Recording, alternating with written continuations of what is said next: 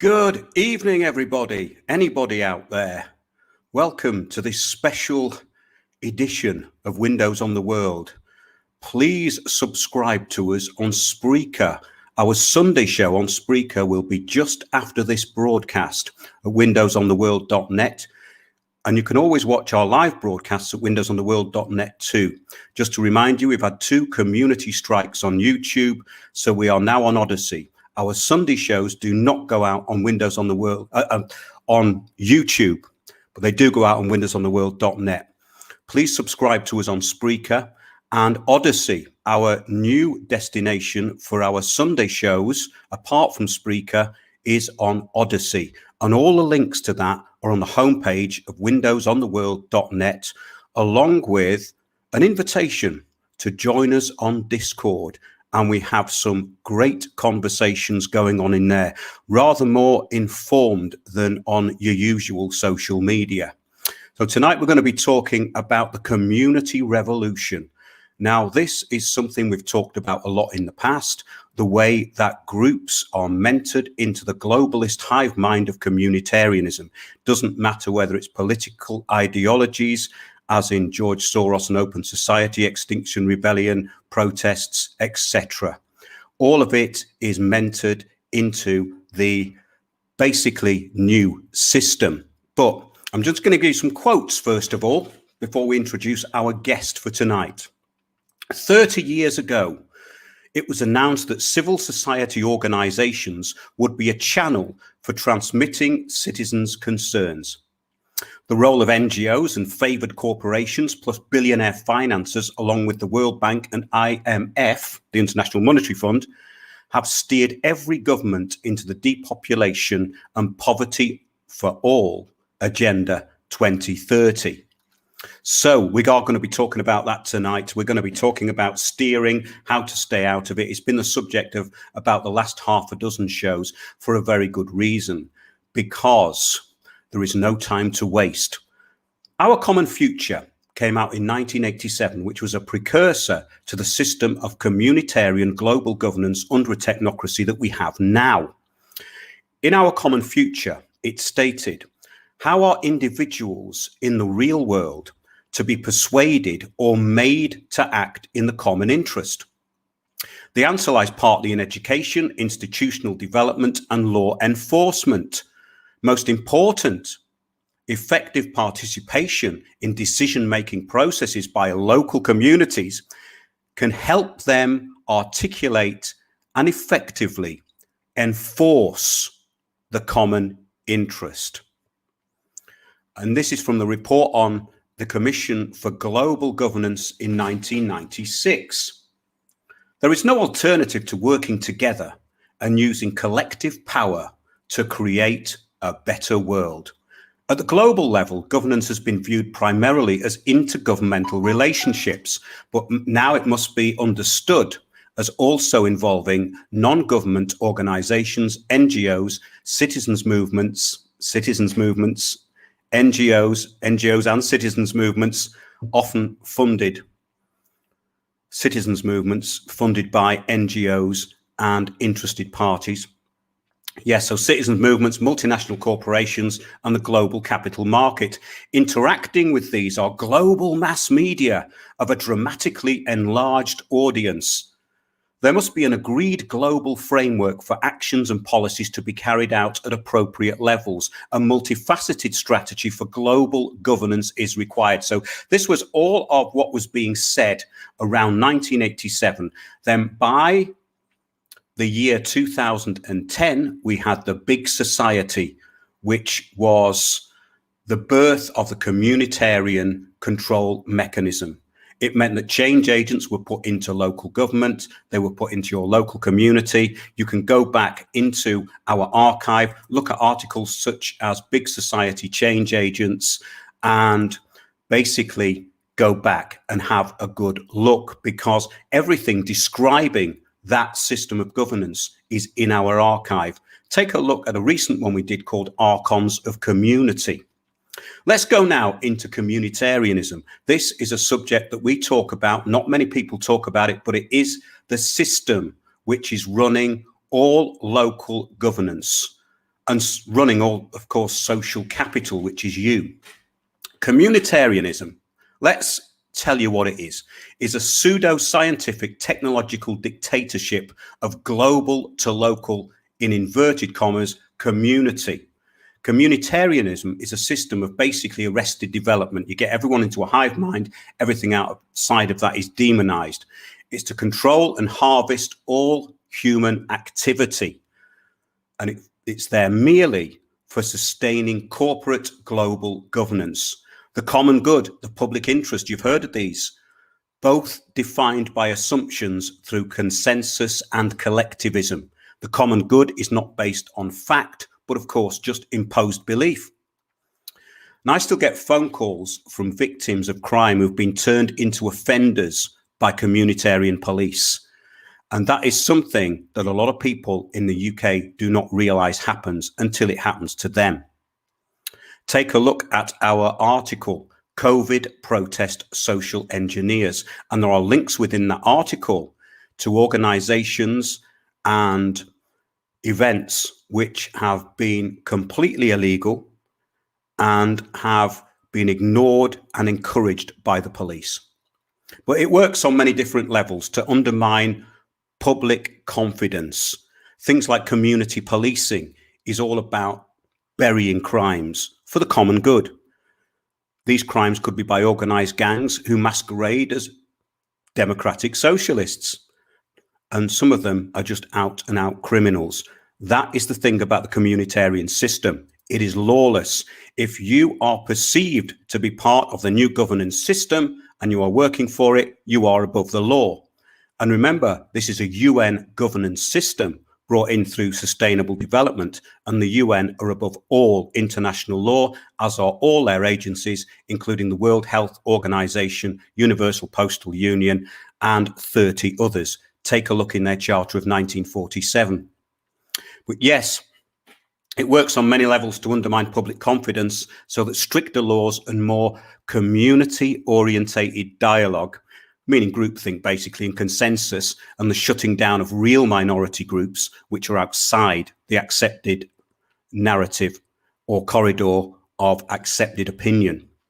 They allow these to continue, and they advance the global community goals of sustainable development, which is really a global depopulation agenda.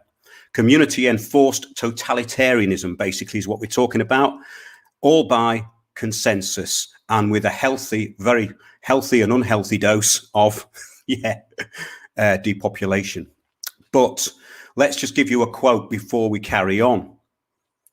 This is from the United Nations Global Biodiversity Assessment, the United Nations Global Biodiversity Assessment of 1995, a 1,440-page document, a modern-day doomsday book of how the Earth is going to be governed. And guess what? You're probably not included. Okay, let's give you the quote. A reasonable estimate for an industrialized world society at the present North American material standard of living would be 1 billion people. That's 1 billion people worldwide using the resources they are using at the moment. So anybody who doesn't realize what's going on just needs to look at documents going back over the last 30 years. That was from the United Nations Global Biodiversity Assessment.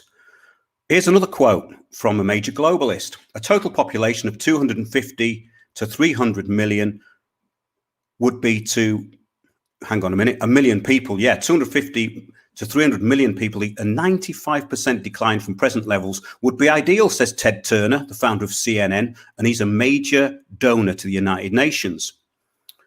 Okay, let's have a look now at where the extreme environmental agenda was used to steer the depopulation agenda. My 3 main goals would be to reduce human population to about 100 million worldwide, destroy the industrial infrastructure, and see wilderness with its full complement of species returning throughout the world. That was Dave Foreman, co-founder of Earth First, who is still going. That was in the 70s. And these people were used and mentored to push this idea of sustainable development, which is merely a depopulation agenda and control and management of all assets, population, people, etc. on the planet. Now, let's get into a couple more of these. Yeah, we must make this an insecure and inhospitable place for capitalists and their projects. We must reclaim the roads and ploughed land, halt dam construction, tear down existing dams, free shackled rivers and return to wilderness millions of acres of presently settled land. That was Dave Foreman, again, co-founder of Earth First. Now let's have a quote from the granddaddy of sustainable development and population reduction, Maurice Strong, founder of the United Nations Environmental Programme, and a man of enormous influence who was at the forefront of basically the globalization of nature, the environmental project known as Sustainable Development, Agenda 21. And guess what? He was an oil billionaire. You try telling that to the fake Greens and they won't believe you. He says, isn't the only hope for the planet that the industrialized civilizations collapse? Isn't it our responsibility to bring that about? That was also the aim of Extinction Rebellion. So what we're going to be talking about tonight is the bigger picture. We're going to be talking about the communitarianism, the way that technocracy is the overarching system and the depopulation agenda, and how we can get out of this. What can we actually do now? Because I've met people who are forming really good, unstructured little groups everywhere. But how do we stay outside of the globalist hive mind? It's not an easy thing to do because communitarianism wants to socialize us by forcing us into artificial and not genuine and not spontaneously formed groups or groupings. So the groups are created and they absorb your group. That's the way it works. Individual rights cannot override those of the group. This is called the consensus. And consensus runs through people's assemblies, citizens' assemblies, general assemblies, whatever assemblies you want to call them, because this is a steering mechanism to get you to agree or to make it appear you agree to the Sustainable Development Goals. And it just happened in Oxford last year. We reported on it. Have a look at our show, Citizens' Assemblies Equals End of Choice, where we had globalist puppet and computer modeling fantasist Miles Allen, who'd been rebuked by a judge in California in a court case, who was basically the expert giving the people of Oxford all they needed to know about climate change. Therefore, these citizens' assemblies are merely a steering mechanism to get you to agree to, in this case, one of the things was a £25,000 lien on your own home. Don't worry, though, the council or the banks will help you. And when you can't pay it back, they'll take your house. Remember, you will own nothing and be happy, according to Klaus Schwab of the World Economic Forum. So tonight's show, yes, all you social capital out there, what you need to do is decentralize. This is the community revolution. What are we looking for? Well, not whose streets are streets. We're looking for the apostles of freedom, who are mostly being harvested and steered into a dead end before being assimilated through being compromised into the goals of the globalist agenda.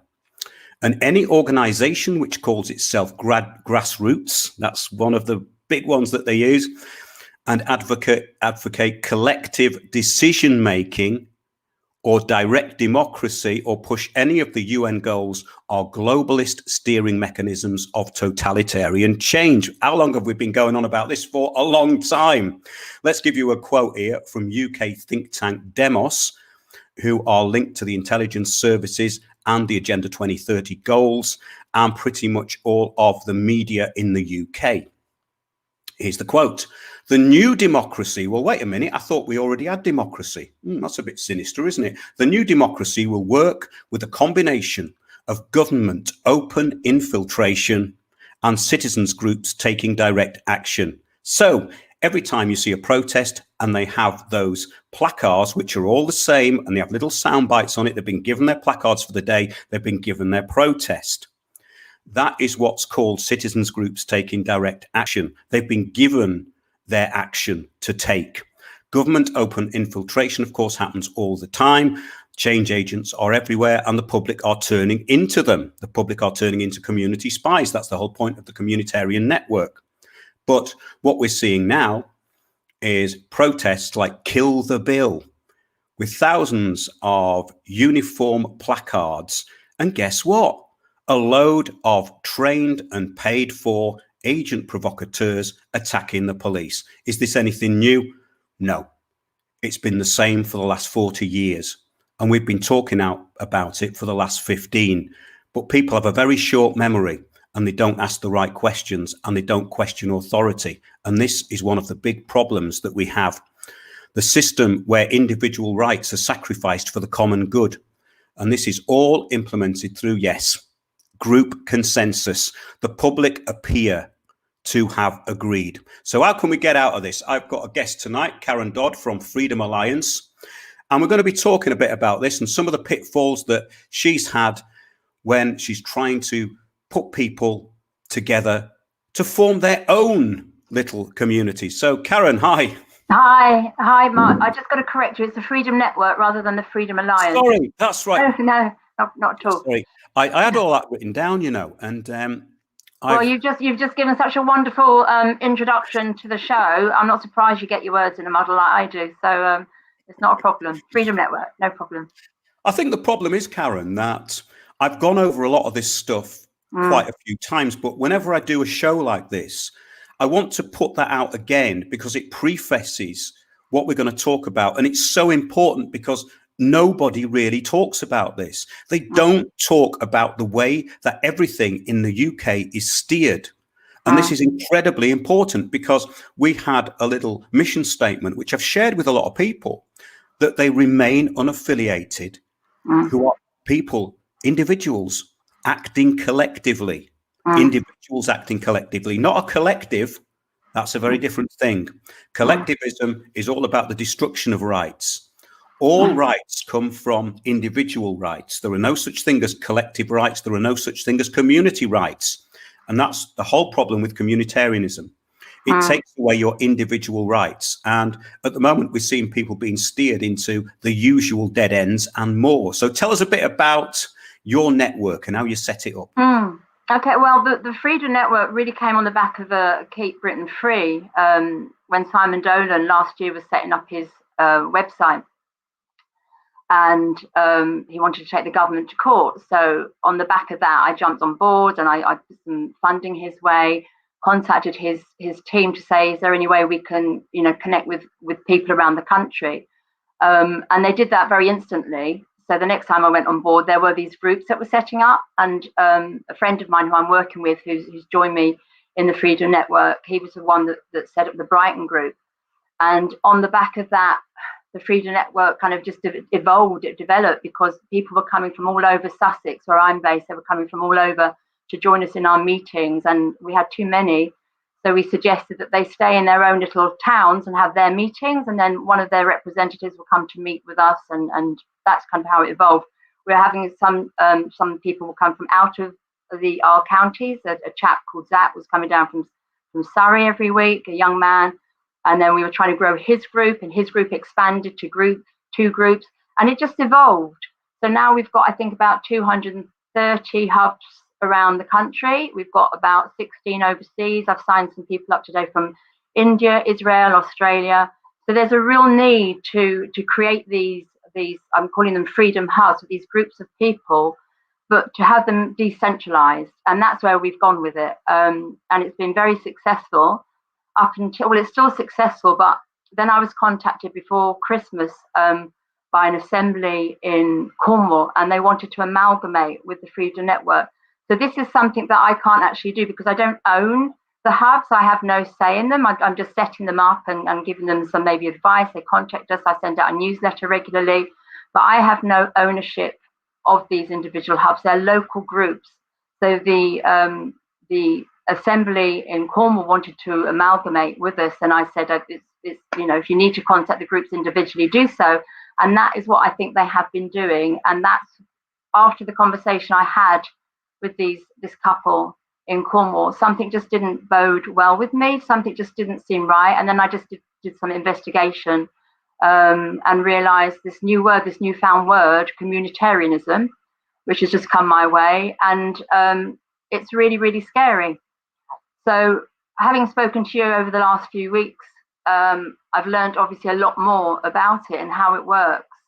And it's frightening because you don't really know it's happening to you in the individual hubs, because the people that are coming to us through other groups, which have been centralized, you know, there's like an umbrella group that they're all under. They're coming to us with the same purpose that we set out initially, which is all about our freedom, our sovereignty, our rights, common law, which we're all learning about. And they come to us with the same reasons that we set up these groups. But then I realized, because they are under this umbrella, they become more centralized. There's obviously an ulterior motive behind them. And that's what made me really sort of think more deeply into it. And I've just done a little bit of investigation. It worries me a little bit because, as I say, I have no control over the groups, but I can try and advise them and say, this is what I think is happening, and it is happening. But I realize that obviously we're all individual, we all have our own opinions, our own choices at the moment, we can make up our own minds. And many of the hubs are being swayed by these other groups. And I don't want to say too much about the names, you've mentioned them already, but they seem to be springing up. And I'm seeing like a template in other groups. There's other ones that are setting up, and I see them on Telegram, but they seem to be springing up overnight, and they have a contact in all the various counties, and it's happened so quickly. I mean, with the Freedom Network, we've been going, I think, since about November, and as I said, we've got over 230 hubs, so it's taken a few months to get there. But then you've got these new groups that seem to have cropped up overnight, and that just seems impossible for me. I don't know how it's happened, other than they've got support from somebody else. So that's kind of, you're on mute, Mark. You're on mute. I am. You're absolutely right. I was muted. Yes, that's the way the present sort of community system works. In other words, things spring up and they become omnipresent. They become everywhere. I've seen this in protest. I've seen this in community groups, and I've seen this sort of infiltration. And a lot of people who are in this at the moment, they don't know that they are infiltrators or they're being infiltrated. I mean, this is the interesting thing about it, because the agents of the Agenda 2030 Sustainable Development Goals do not know that they're agents of it, because many of them have been brought through Common Core education. We did a show last week called The Gaia Deception, all the way back to when Robert Mueller was the Undersecretary General of the United Nations, and he put together the Common Core education program. And he also had conversations with Mother Earth. And Mother Earth was complaining about how many people were on, and she wanted to get rid of them. I wonder who put that into his highly inactive and minuscule brain. I think it was probably the people he was hanging around with. But once you start seeing this, you can't unsee it.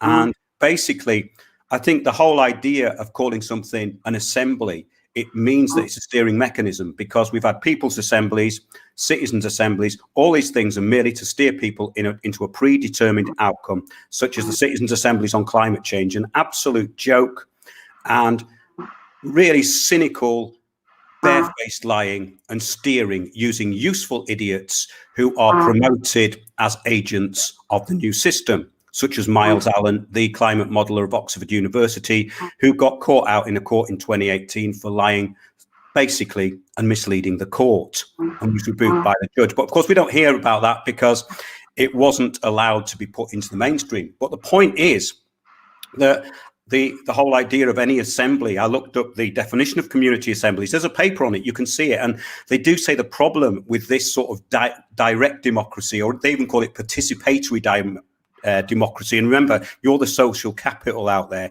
You're the ones who are going to have their energy harvested. And I steered into the right direction or a dead end, or you're going to be divided and ruled into nothing. And that's how it works. I'm sorry to tell you, but that's the way the system works. And it works very successfully because people aren't critically thinking about what they're doing enough. The other issue we're going to talk about, I think, is this kind of misuse of the words common law. And we have a character called Common Law Malcolm, who comes on every week talking about his latest disasters. and he considers them to be victories. And that's a little bit like the whole history of people who were playing around with these two words who didn't really understand them. Common law is the basis of all statute law and all law. These people seem to talk about admiralty. Yes, admiralty has been used in the courts since 1200, and county courts indeed use this system. This system is used to steal property. It's used for all kinds of malevolent actions in private. But none of these people seem to mention that a lot of these courts are in private. The court records are not even put on the registry trust. That's how corrupt this country is. It runs on financial fraud. And if you walk into a court and get a good result, you're extremely lucky. Or maybe you're a communitarian and you're on the right side. Because if you are deemed not to be on the right side, you will have your evidence destroyed and can find yourself in prison. How do I know this? I've seen several cases of it.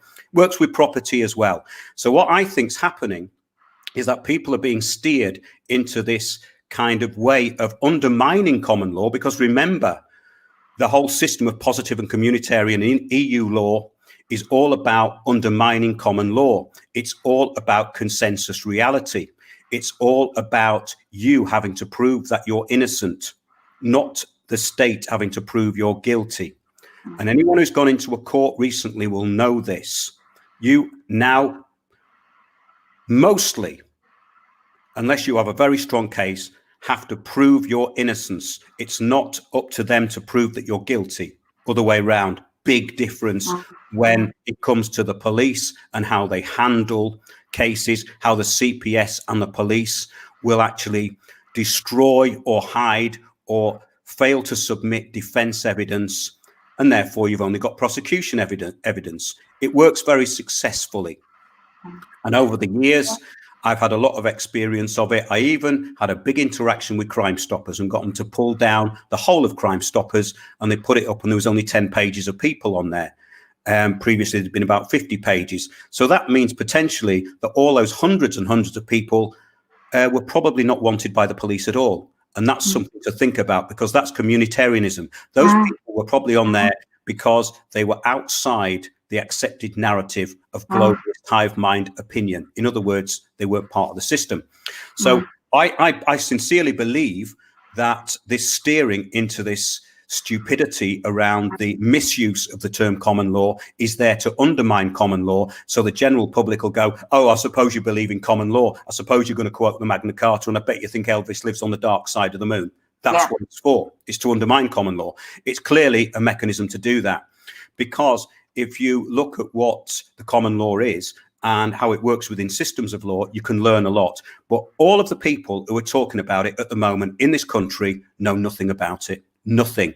I think it's very, very scary. Again, if you're looking at the Telegram groups, there's just so many of them, and so many people in the groups that I'm setting up. They've got these common law experts. I went on a course. Yeah, I know.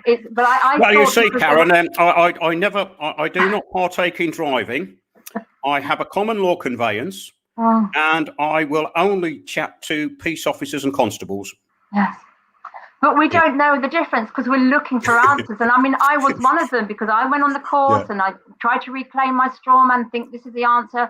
You send your paper off to Washington, D.C. Years ago, I wrote to the Baron, to say I'm my own sovereign being. And then I saw a YouTube clip years later of this Baron in Scotland that loads and loads of letters. He just put them in the bin because he didn't know what to do with it. We are running around like headless chickens because we know something's not right, and we're just following somebody that thinks that they have the answers.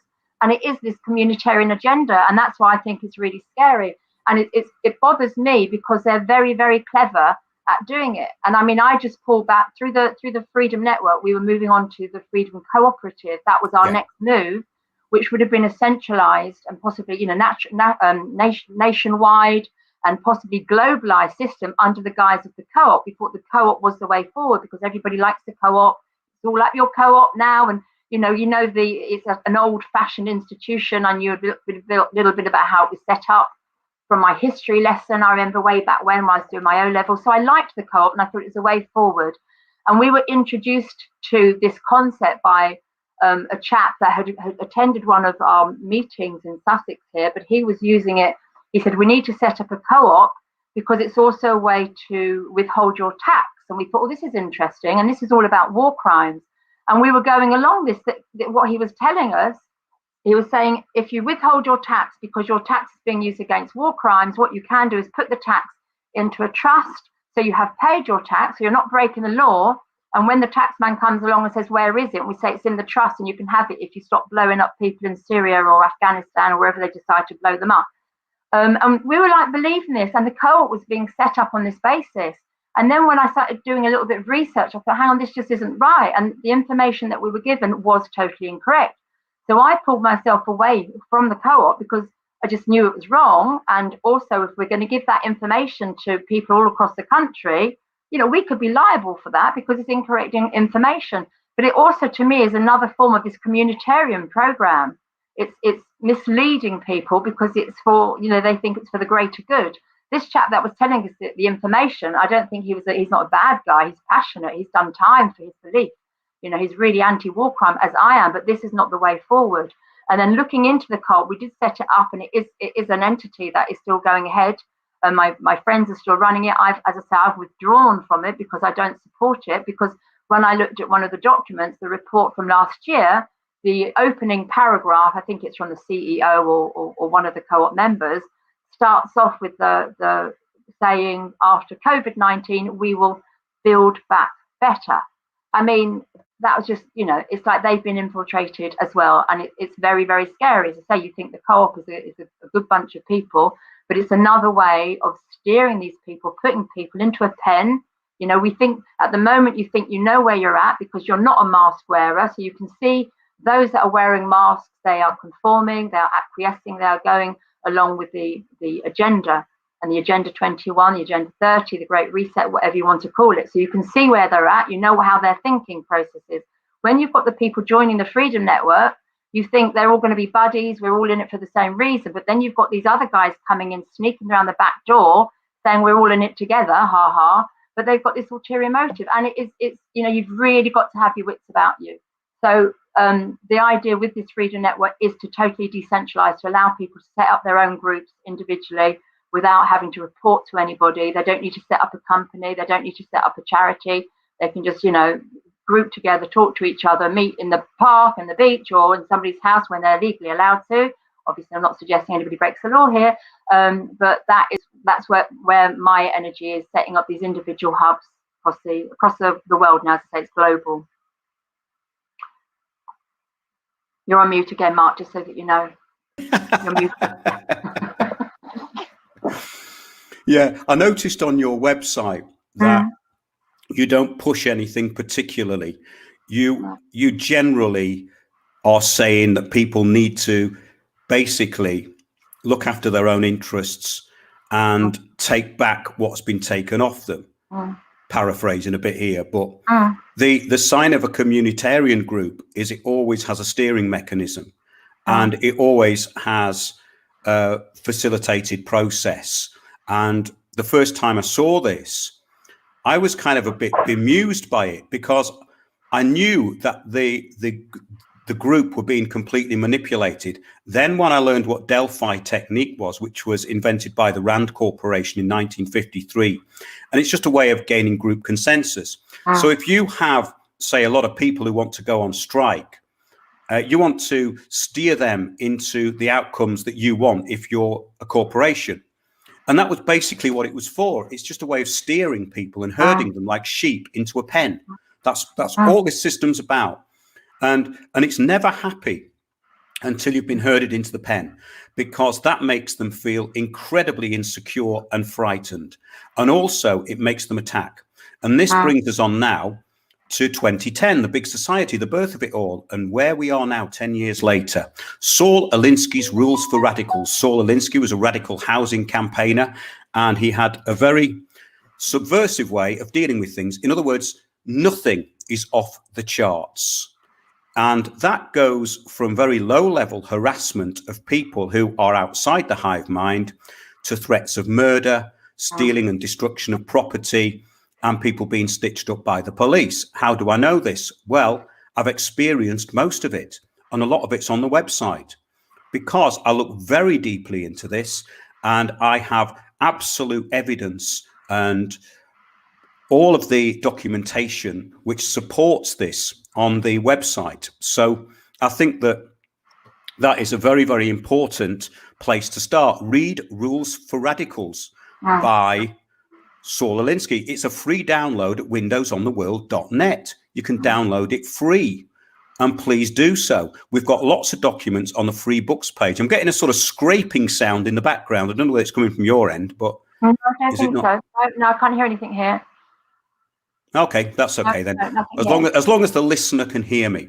But yes, we did many, many shows on this, and The Big Society Unveiled is a show that we did. Well, I think it was getting on for 10 years ago. The Big Society Unveiled. Take a look at that one.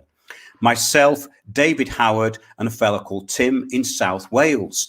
And what we actually exposed in that is exactly the steering process that is happening now. So all you need to know is already there. Look at Big Society Change Agents on windowsontheworld.net. I wrote that article in 2014. Nothing's changed in the template.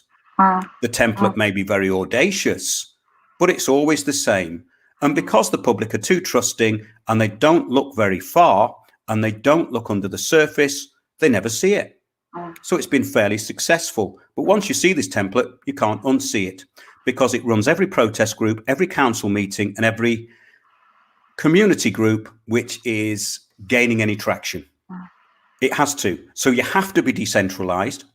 You cannot do anything which is affiliated with other groups. You can affiliate yourself with them, but you can't let them come in and start pushing agendas.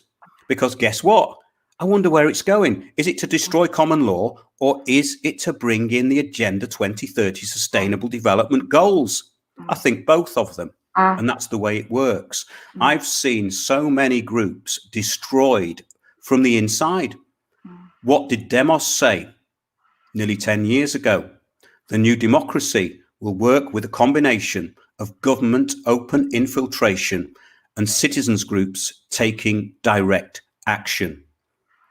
And that is why you can run the protest movement, from Occupy to Extinction Rebellion to this latest pantomime, Kill the Bill, when they all had their placards.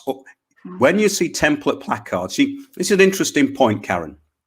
Those first few protests in London, go back and look at the placards. They're all homemade. People have been creative. They put their opinions down. Some of those opinions might be the same, but they didn't all say "Kill the Bill" on a yellow sign, did they? And that's what it is. That's all it's about. And just knowing and observing these simple things can actually make a huge difference. So the word grassroots has been entirely co-opted. Anything that says it's grassroots is part of an NGO or a steering mechanism, basically. Anything that has a centralized control system, anything that steers you into the intended outcome, anything that steers the gullible dissenters into a cul-de-sac or even a conflict. Conflict is very, very useful. It energy harvests the group and it destroys confidence. When you look at this stuff now, you have to be looking at simple counterintelligence. And the problem is that the British public don't know what simple counterintelligence is. They're being given something that they like, so therefore they think it's good. Well, the 40% that they like is actually infiltrated with the 60% that's no good, or it could be 70% that they like, which is already in the public domain. So people are telling you what you want to hear, and the 30% is steering you where they want you to go. Very, very simple. These are all mechanisms of the governance system. Yeah. So, Mark, when we were talking the other week, and I was referring you to the Kerno Assembly and the website, which is quite a simple website, and at the beginning there's a very nice saying from a lady called Margaret Meads, and it's a great saying, and it's something that I'm thinking, yeah, I endorse that. That's what the Freedom Network's about, and tick it off, and I just walked away. But having spoken to you, you're telling me who she is, because I didn't do my research. I just assumed, and that is typical. Well, people don't. No. Yeah. I mean, that could be a perfectly innocent thing to do, but the point is that Margaret Mead is basically a kind of historic version of the Agenda 2030 goals. Just look at what she did. That's what she was. She was a globalist, basically. And it all gets wrapped up into empowerment and diversity. But it doesn't matter. That's identity politics. That's the shell. Identity politics is the shell that holds it. And that's what the distraction is. So the public love and are mentored into identity politics. Are we being diverse enough? Have we got enough people of BAME? All the rest of it. The point is that in the real world of Britain, these things actually don't matter to most people because they don't mind who they work with. There's very little prejudice going on, but the prejudice has to be exploited. Therefore, the intelligence services go right wing. And of course, then if you disagree with the fake left, you're far right. Well, the left and the right are just two lies. We've been talking about this for years. You put the public in between two lies, let them fight over it, and then they'll be distracted because the priest class are doing something upstairs that they don't want you to know about. It's simple, nothing to it. You know, I was watching a clip of David Curtin, the leader of the Heritage Party, and I was sharing that with the newsletter that I send out every week. And I've since joined the Heritage Party. I must point out that I'm really supporting him because I don't really know what to do at the moment, but I've got to do something. I'm supporting what he believes in. I think we're all on the same page. And especially after seeing this clip where he's at the London Assembly, and he's talking about the current Mayor Khan, a YouTube clip a while ago. I don't know if you've seen this clip, but they were talking about transgenderism and trans men, trans women, or what have you. But the point was, it's not so much the subject matter, which was interesting. The point is that 3 or 4 of the Assembly members said they didn't want David Curtin as an individual to speak. So he was silenced. And to me, that was typical of what you're saying. In communitarianism, he's outside the controlled narrative, and it freaks me out. Partly because I thought this is the London Assembly, another word, but just the fact it's in your face. One person wanted to have an opinion and talk about it, and he was no, you can't talk about it. We don't like it, and they turned it around to say he was saying the wrong thing, and it was just in your face. You think, "Come, this is how it works. This is how it works." I started seeing this. I started seeing this around 2006, 2007. I used to attend council meetings to see how they were run. And this was happening then. Right. And it happened to me many times because what they don't want there is someone who can express themselves clearly who's a loose cannon. They do not want that, even if they think that you're going to go along with what they want. Now, David Curtin wants all the roads open and he wants a bit of freedom. So that is fighting talk to the likes of Khan and the fake far left and the fake Greens and the virtue signalers and the latte swilling Guardian reading numpties. Sorry, Guardian readers, but you did deserve it. And we have to have a bit of fun with this, you know. But basically, the community that they're talking about is the one that's imposed on you without your consent. And if you're not part of it, get out. And that's what it is. It's not inclusive. When they say inclusive, they mean totalitarian. It's inclusive if you agree with us. That's what they mean. And if you don't agree with them, out. And also, if they target you, they use the Saul Alinsky method, which means you target you find your target, you personalize it, you polarize it, and you agitate it. And that show that we did 7 or 8 years ago, the Big Society Explained, have a look at it to see how this works when it goes nasty. Because when it goes nasty, it gets very nasty. And these people who are using this communitarian law are above the law because they have people in local police stations called community police officers who are trained into this. Community policing is there to bury crimes. And I know this from experience. I'm not saying all community police, it depends where you are. But if you have a group, a mob of, say, Antifa or one of these Soros-funded and globalist-backed anti-globalist groups, and they take over a building, the community police will say, give them the building, which is why I'm saying there's going to be a lot of buildings being taken over by fake protest groups, and the council are going to be selling off a lot of property to property developers for housing, and that includes commercial premises because they can be converted now, right? So what's happening here is we're going to see housing developers backing these politically ideological groups. Okay, doesn't matter whether it's climate change or empowering this, that, or the other. It doesn't matter. These groups are going to start appearing more and more. And that is what the whole of the steering of the communitarian agenda is about, so that there is nothing left outside the hive mind. Yeah. And that is what they want, because then the rest of them can be picked off easily, a bit like David Curtin. No, sorry, mate, you're not coming in. Your name's not on the door. Get out. And it's that simple. Yeah. So when we've got these other big groups, people going up to London for Stand Up, Exit, and Save Our Rights, and how do you think that sort of goes in the term of communitarianism? Are they part of it, or have they been infiltrated? Well, let's have a look at what they actually achieve, because if you achieve anything, you will be on and under the sights, in the sights rather, of the UK intelligence services, who work with private security and private corporations. So we have a public-private partnership with intelligence and policing.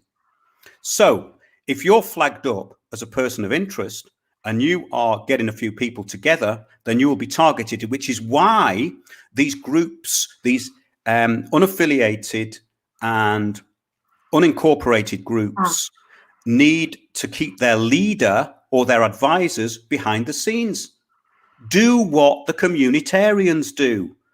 Ask in the group if anyone wants to be the useful idiot. Maybe you can all do it once or twice. Be the one who talks to the press. Be the one who's the community leader. Appoint your own community leaders. Use their language, use their terminology, absorb their system, because their system will absorb you if you don't absorb it. And it's that simple. As far as the protests go, unfortunately, they've achieved nothing. They're a great day out and they're a good networking opportunity. We haven't got time. Who said that? That was Greta, wasn't it? Sorry to quote you there, Greta. How dare you? You know what, though? How dare you? How dare you? Yeah. You did steal my future. You did steal my future. Poor child. Poor child, yeah. She was right when she said that, though. She said it to the UN, and they have stolen our future. yeah. She didn't know what she was saying.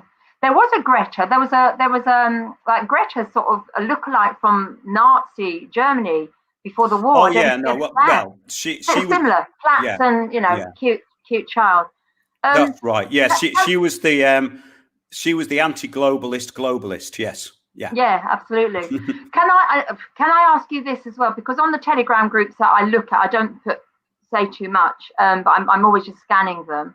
So the Sasha Stone, who I thought I really liked, but we were talking about this the other day, because I thought he was, changing the world, the new earth. Oh, is he? Oh, right. Let me know when he does. I've been waiting for that for 15 years. So you're not a fan? New age globalist from a globalist family, talking new age word salad, giving people hopium and showing off. Not really my scene. Can we move on now, please? I said I'd mention him. I did say I mentioned him. Okay, well that's for anybody that is listening. So that's quite sad. Not my scene. I'm in shock. I'm in shock of that, because I thought, the same as the Venetian, I thought he was doing us some favors. We have a character called Common Law Malcolm, and Common Law Malcolm is much more legally qualified than that fella. So let's see what happens. Should be interesting, but not very. Yes, people are being steered by people who are, in my opinion and from my experience, not really worthy of the title. And that's very important, because you need to get people around you who know what they're talking about. So, and also you need to have a strategy, because this is a very interesting thing. Groups, unless they are sort of mentoring groups, like say you're a support group, that's what you can have at the moment. You can have a mental health support group, right? 15 people, which is what we should all be doing. We should all have our mental health support group. Yeah, that's what we do, by the way. That's what we do on the Freedom Network. Of course. And basically, there needs to be a structure there, a plan in place of what you want to achieve locally. And I've always said this, because small victories, and I'm going to use their words, Empower your community. And that's Saul Alinsky. These small victories will empower the community to strive for bigger victories. And you build on the smaller victories. When we are up against a system which has absorbed everything, we have to know that system. If we don't know that system, we're wasting our time, which is why people marching about on Saturday saying, stand up, take your freedoms back, have already given in. Because if they think they have to take their freedoms back, then there's a problem. There's a huge problem. Now, already come away, people have to look at what language they're using. They have to look who they're following. They have to look who they're listening to, because most of these people are leading them nowhere. Now, I'm not saying I've got definite answers in place for this show tonight. What I'm saying is this, that I have had victories. They're small victories, but they're big victories in a way, because they've changed things. And it's not that difficult to do it. Remember, the people that you're dealing with are audacious. They are not very bright, and they work to a template. Therefore, you can become what the globalists call a disruptor in their networks. And what a great feeling that is, especially if you manage to beat them at their own game. They don't like that at all, but it's brilliant. And because these people are pretty small-minded, usually, in my opinion, they have not got the ability for reasoned argument or actual action. They do rely on their groups. They do rely on the system. When they are exposed on their own, they are absolutely useless, and they usually fall apart. And that is very important. So if you've got someone who you want to get rid of locally, read Rules for Radicals, because you're not going to do this with love, light, and hopium. It won't work. I mean, this is a spiritual battle which has to be centered within yourself. The sense of right is very, very important. Apostles of freedom. That's what we want.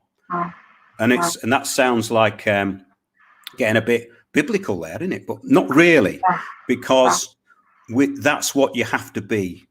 Right now, this is a very serious situation. This is a life and death situation, because people who don't get vaccinated could very well be turned upon and murdered by people who are. And that is what they want. And that is what they're trying to create. So it's not something to be messed about with. These people mean business. When I said at the beginning of the show, they want 1 billion people on the planet.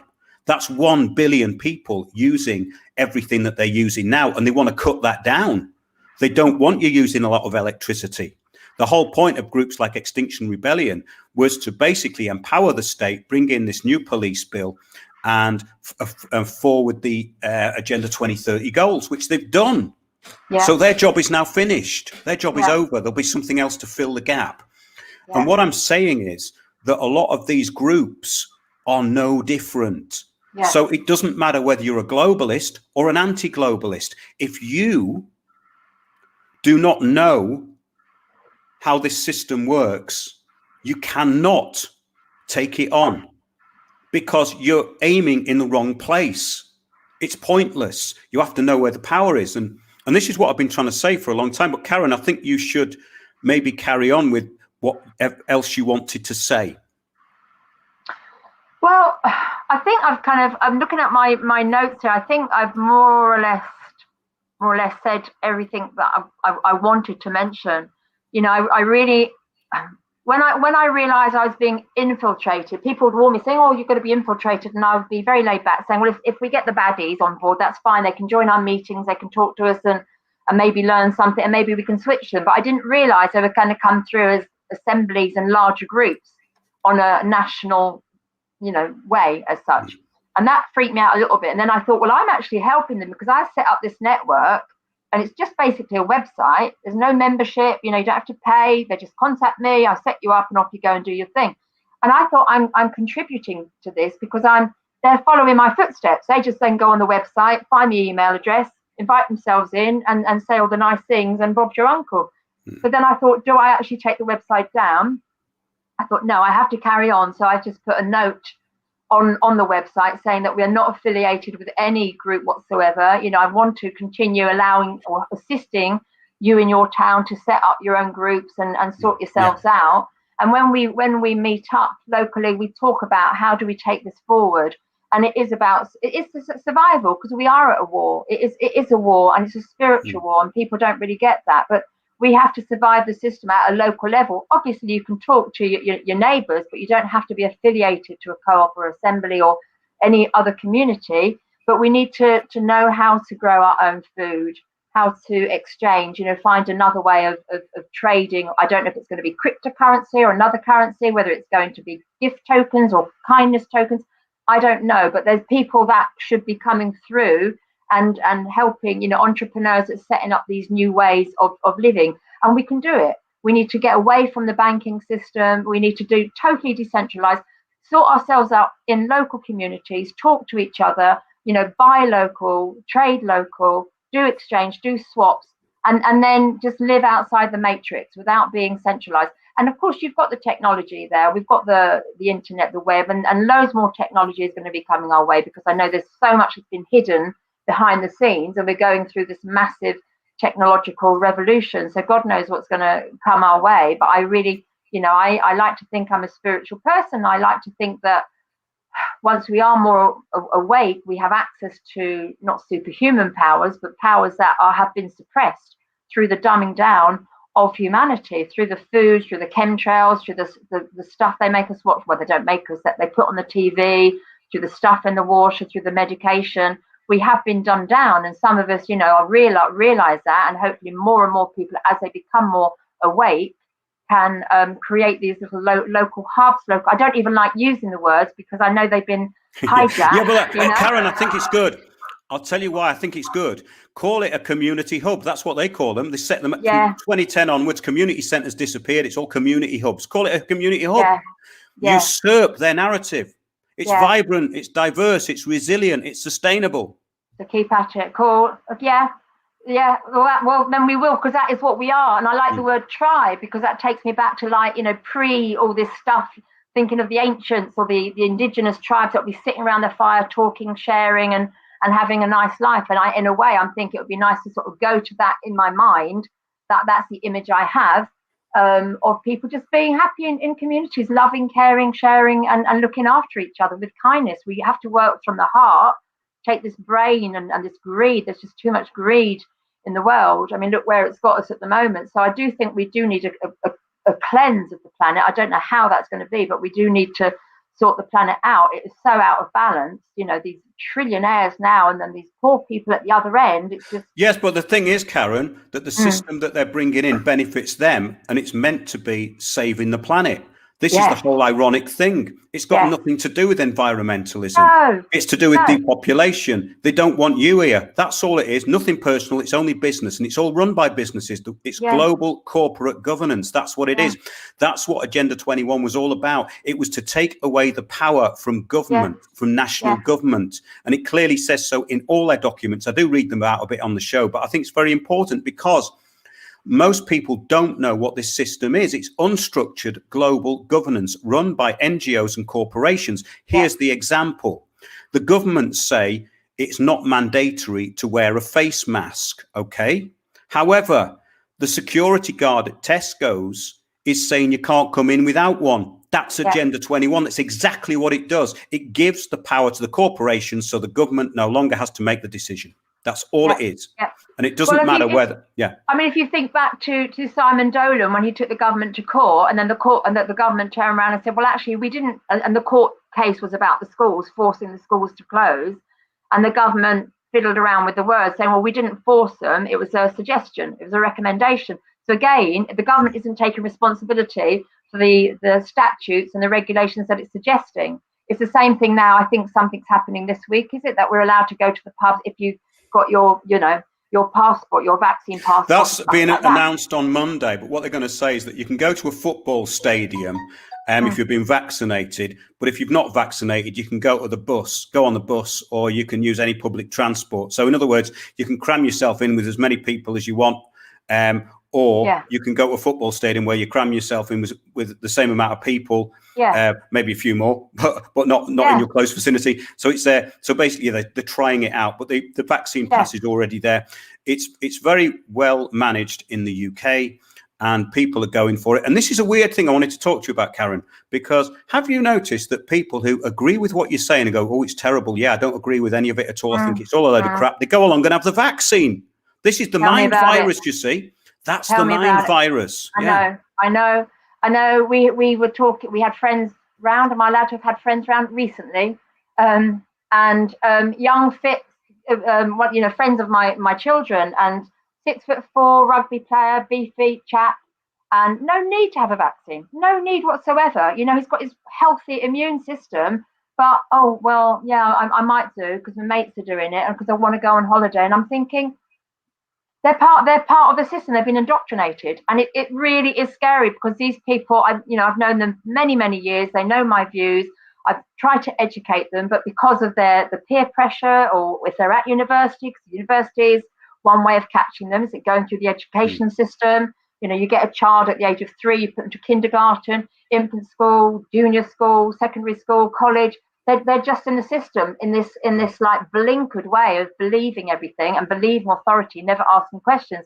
And it just frightened me because I've lost many friends, chosen to disconnect myself, I should say, from these people because they are, I don't want to say the enemy, but they are messing up the future for my children and your children and for humanity. And I said this right at the beginning. I said, you've got to make your decision, because what you're doing, if you're acquiescing, you don't know the damage. It is a fight for humanity, it's a massive cull going on.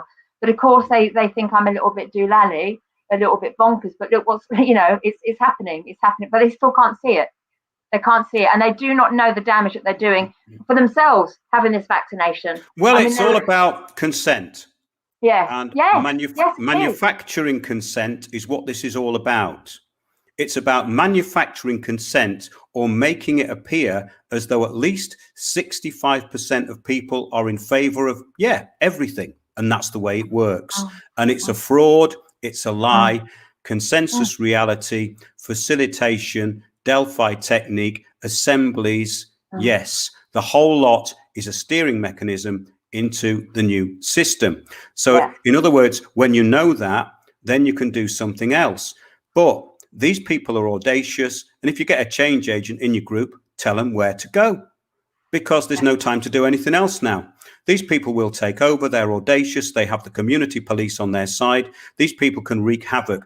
And people who think I'm exaggerating, I've got all the evidence. I can talk to anyone about it. I've got all the police reports. We won the court case.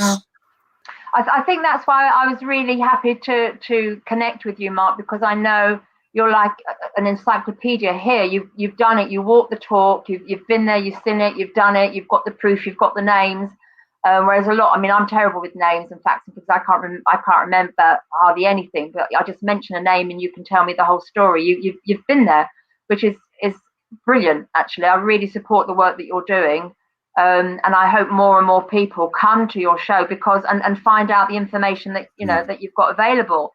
When you're talking about the policing as well, that's another little thing that you've just reminded me of, because a couple of people from the hubs have contacted me about this lawful observers. And that, first of all, I thought, that sounds really nice. When I first heard about it, I thought because we were all anti-police, because the police were being a little bit thuggish here and there, if you've seen the footage and you've been to any of the protests. So then I thought, what a great idea to have lawful observers.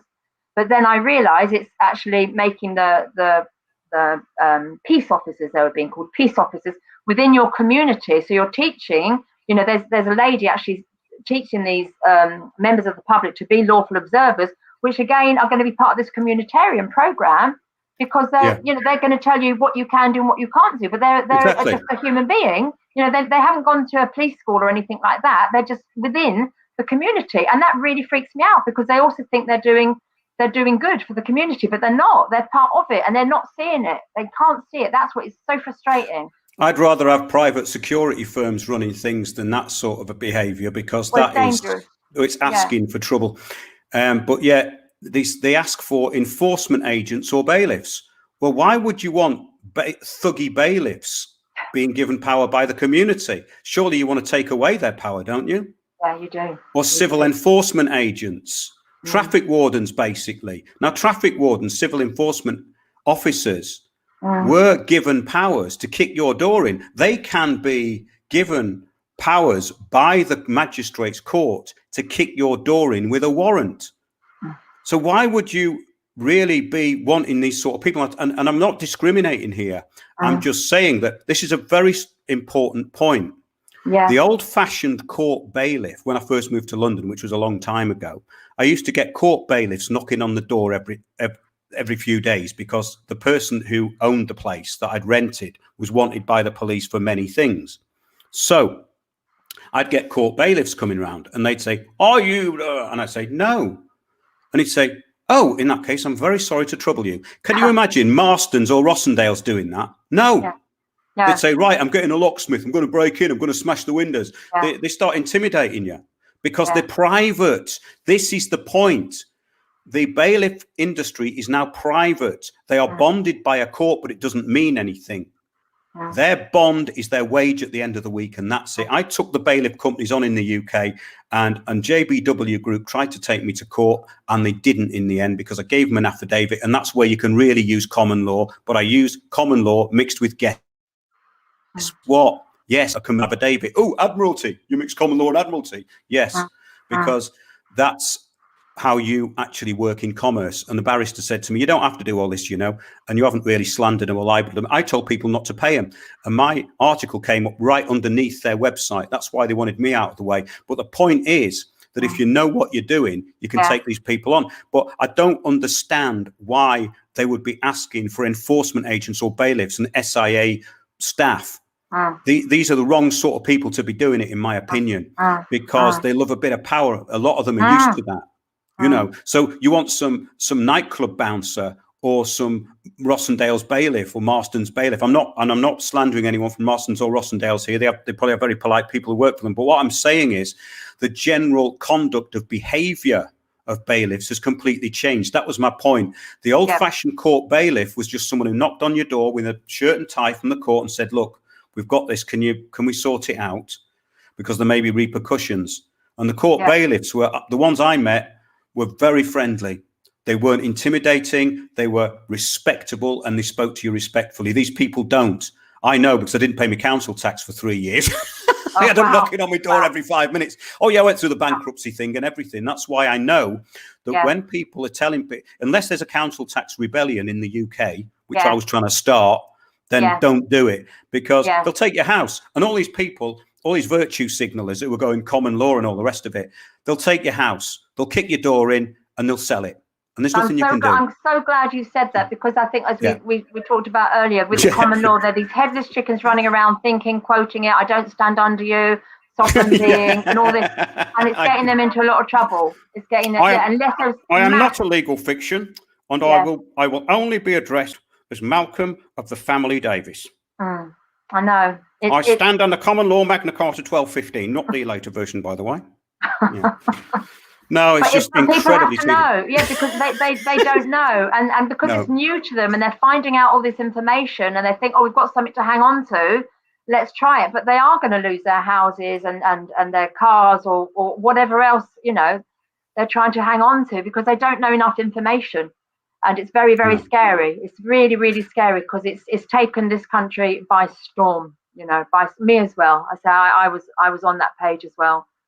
So but I know something, you know, I do follow my gut quite a lot, my instinct, and it's something that says, no, it's not right. And then you end up just, you know, you ask questions, you talk to the right people like yourself, you've been there, you've done it.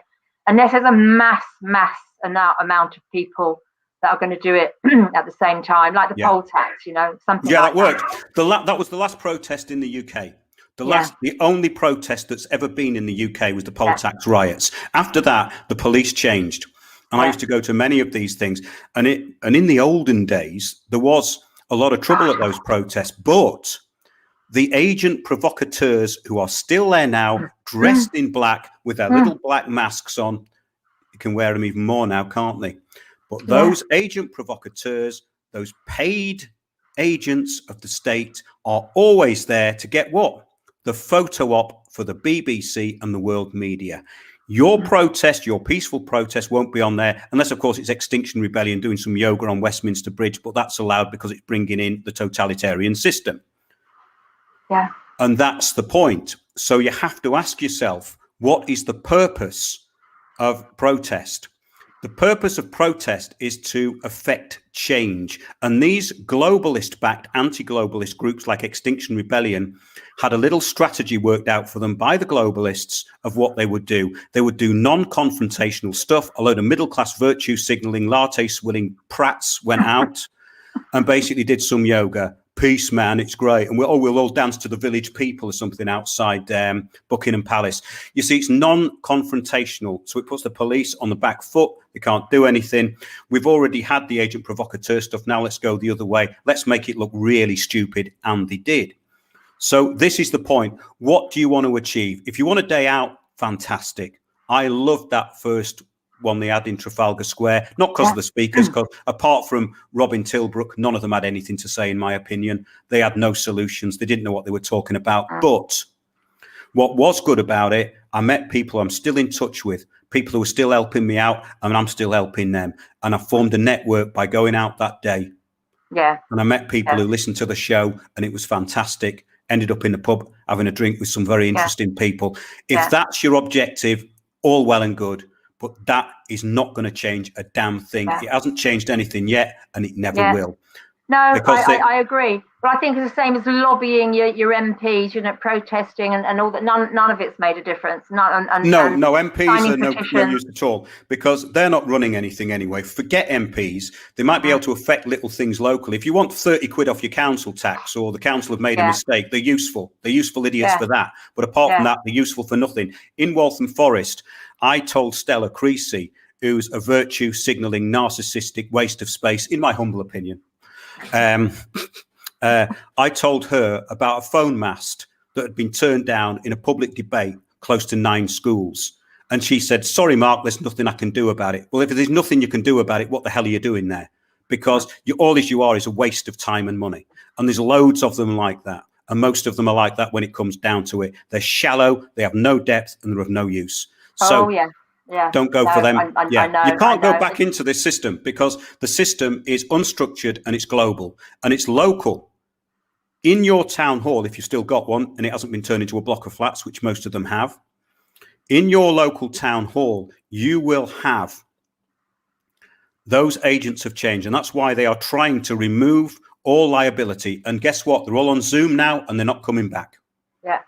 So you have no input locally to what's going on in your area. But remember, 65% of you agreed to it.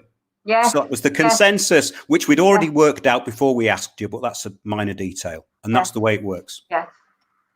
just one thing, because I just got a message before I came on your show from one of the ladies at the hub, but she's because I was talking about locally, let's grow your own foods. You need land, you need allotments, you need to chat up your farmer or what have you.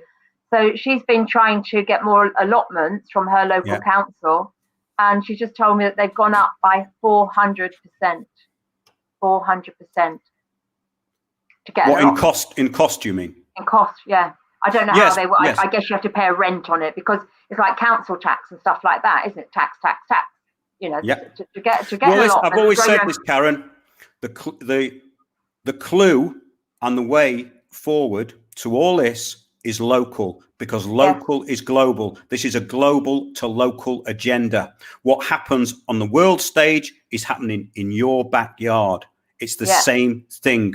Those conferences every year, the Global Governance Summit, where the useful idiots plan your future, get less than 1,000 views on YouTube. When we featured one, it got 1,500 straight away. So that shows you how many people look at this. Habitat conferences every 2 years, designing the future of sustainable cities. That's where you live. And I saw my borough change irrevocably in 3 years, less than 3 years. Clyde Lokes, the useful idiot of sustainable development, came in. He's now in Oxford. He organised the citizens' assemblies. He closes down the narrative of all public opinion. And there's one in your local area. Find out who it is and get using the Saul Alinsky rules for radicals and stay always inside the law. Brilliant. Yeah, inside the law. It's a good tip as well. Yeah. Really a good tip. Because what they want to do, yeah, and this has happened to me an awful lot, I've been approached by many people saying, would you do this? Would you do that? I said, no, it's against the law. Why are you asking me to do that for? Yeah. And I could have a show about this stuff because it's very interesting. And it all goes into the UK intelligence services, private security, the police, Serco, G4, on and on and on. Nortel. Employees of all these organizations are involved in private surveillance. And they get paid quite a lot of money for it too. Yeah. So that's something to think about. I'm going to do a show in a minute, actually. I'm going to do my radio show. Oh, and I'm going to sort of expand on some of the stuff we've talked about, but mainly because people are used to it being there at 9:30, and I think it's 9:25, isn't it? It is. That's great, Karen. I think that was pretty good. Is there anything you want to say in conclusion? I don't think so. I think I've covered all the points that I wanted to bring to your attention. I think I'm really pleased to be on your show. I hope it has helped the people that are contacting me thinking I'm wrong in saying there's something wrong with the assemblies that are contacting us to come into the network. And hopefully they'll get more information from you. They'll sign up and you've got so much stuff on your website anyway. You've got so many answers for them. So no, I think it's been great. Thanks for having me on. Thanks for inviting me on. Well, thanks, Karen, because it's very rare that I get people on these days. I like people who are doing something. And when we talked, I knew you got what was going on. So I thought it's important to put this out. And because there's many people who want to do things, and you're doing it from the right kind of perspective, and you've become aware of the pitfalls. And that is really good, because this is an energy harvesting operation. That is all it is.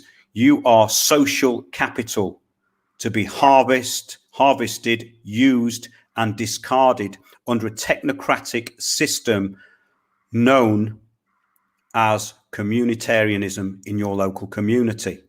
And that's how it works. And it's very, very simple. And I would just say that in conclusion. And please do join us at windowsontheworld.net. We're going to be doing more of these.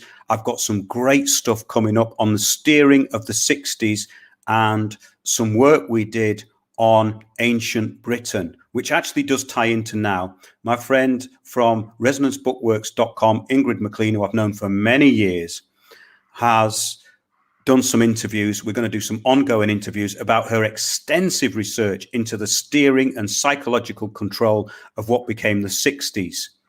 The 1960s was a steering process, a bit like the steering process we're going through now, but I think it was probably a little more fun then. However, that's it for now. And thanks, everybody. And I'll see you at windowsontheworld.net after this show. Do subscribe to us on Odyssey, because we are not putting our Sunday shows on YouTube anymore.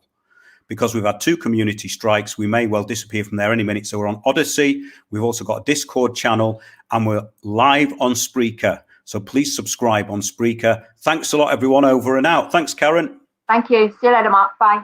Thanks a lot, everyone. Cheers. Bye.